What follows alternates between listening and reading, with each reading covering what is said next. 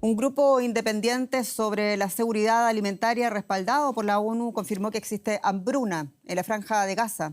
El informe dice que tras 22 meses de conflicto incesante, más de medio millón de personas en la Franja de Gaza se enfrentan a condiciones catastróficas caracterizadas por el hambre, la indigencia y la muerte.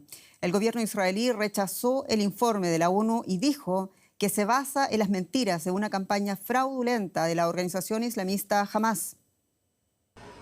Mossab al-Dibs tiene 14 años y lucha contra la inanición ante los ojos de su familia.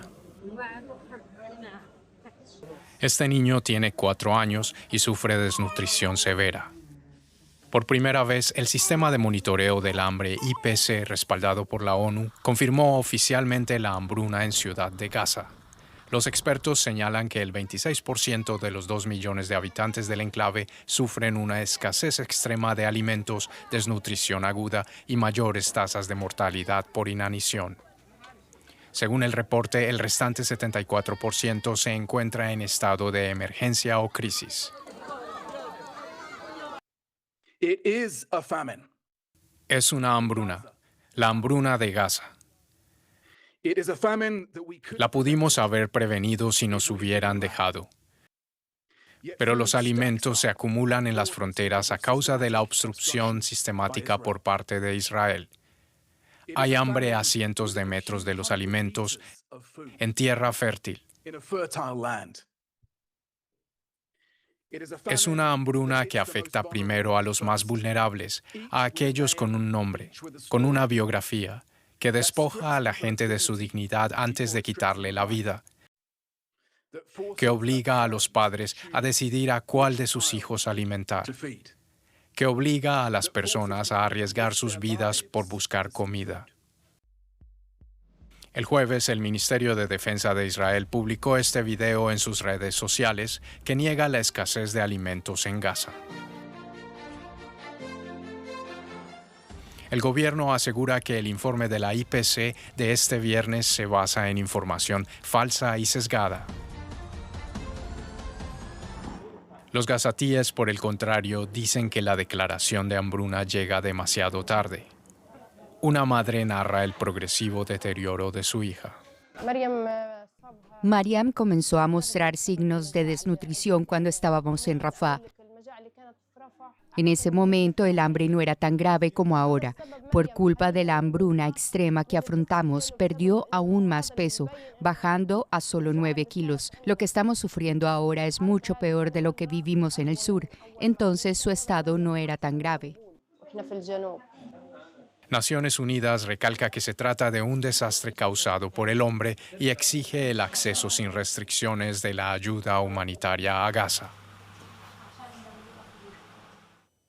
Son meses durante los cuales la ONU viene acusando al gobierno de Israel de provocar hambre en el enclave palestino y también meses donde el gobierno israelí lo ha negado.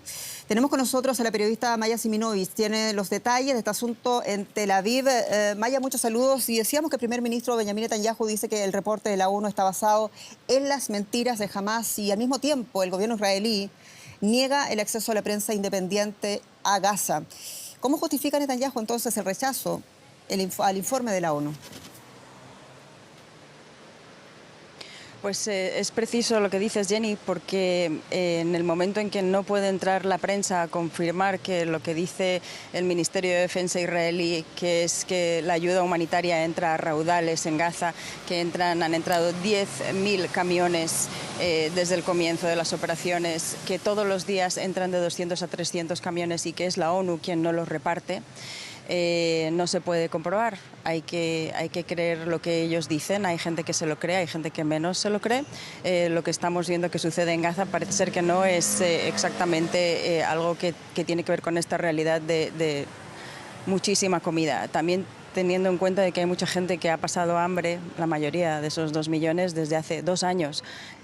Israel estuvo permitiendo la entrada de comida humanitaria, comida a una población que no se puede automantener, no tienen granjas, ni animales, ni trabajo, ni dinero, con lo cual siempre ha dependido de la mendicidad de fuera. Y además Netanyahu no mencionó los 11 meses en los que hubo un parón completo.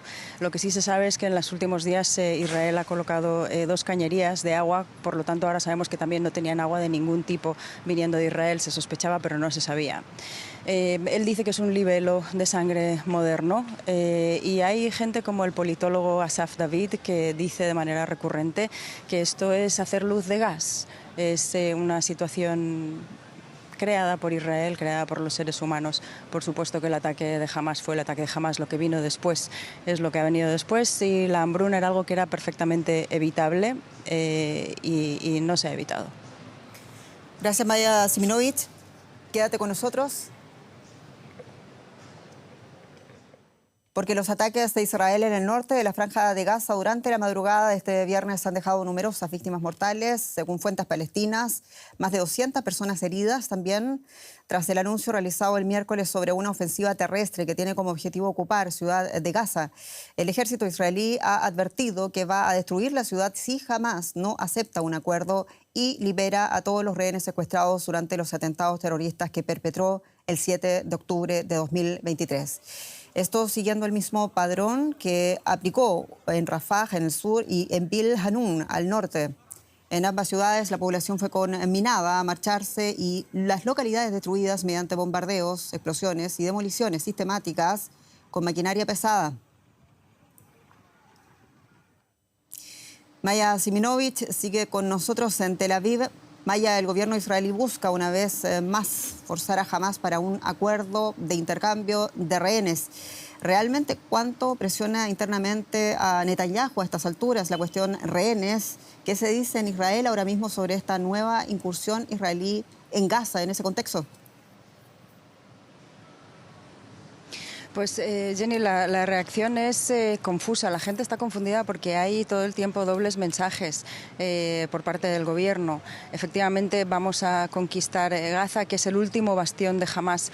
Cuando se sabe que el último bastión de Hamas no es ese, hay más. Si es que Hamas todavía existe como ejército, algo que ponen en duda la mayor parte de los expertos militares de aquí. Dicen que hace tiempo operan como guerrillas, por lo tanto no tienen suficiente gente y ese es su modus operandi. La pregunta es si Hamas no ha sido derrotado todavía, ¿cuál es el plan real de invadir primero la ciudad de Gaza, donde, como decías, están los rehenes? Esto causa muchísima controversia en el público israelí, particularmente en las familias. Se manifiestan todos los días también hoy y están pidiendo grandes sectores de las manifestaciones a los soldados que no vayan y no se presenten a la próxima invasión de Gaza, que probablemente vaya a ser, o probablemente han dicho que la fecha será el 2 de septiembre.